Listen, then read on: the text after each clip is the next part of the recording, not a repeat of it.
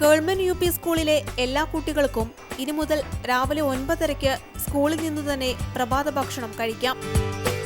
വിവിധ ക്ലബ്ബുകളും നാട്ടുകാരും സ്വകാര്യ വ്യക്തികളും ചേർന്നാണ് വിദ്യാർത്ഥികൾക്ക് പ്രഭാത ഭക്ഷണം ഒരുക്കുന്നത്.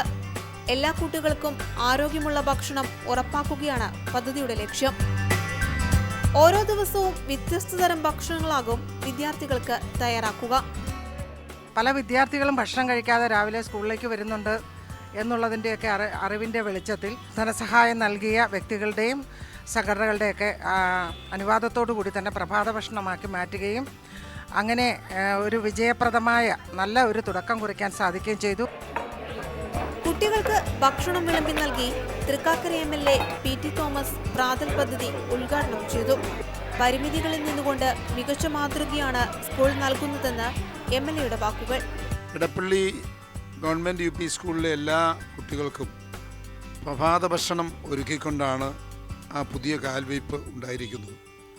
അതിനുവേണ്ടി ഈ സ്കൂളുമായി സൗഹൃദത്തിൽ മുന്നോട്ട് പോകുന്ന വിവിധ സന്നദ്ധ സംഘടനകൾ മുന്നോട്ട് വന്നിട്ടുണ്ട്. അവരെല്ലാം ഈ അവസരം ഞാൻ പ്രത്യേകം അഭിനന്ദിക്കുന്നു. 5, 6, 7 ക്ലാസുകളിലായി 52 വിദ്യാർത്ഥികളാണ് സ്കൂളിൽ പഠിക്കുന്നത്.